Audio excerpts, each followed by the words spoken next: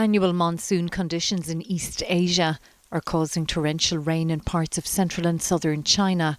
Already many homes are under 3 metres of water, with rescue teams using boats to evacuate stranded residents. Authorities in Yunnan province say over 53,000 people have had to be evacuated. A hydropower station has had to release huge amounts of water, with people in the area now bracing for more flash floods.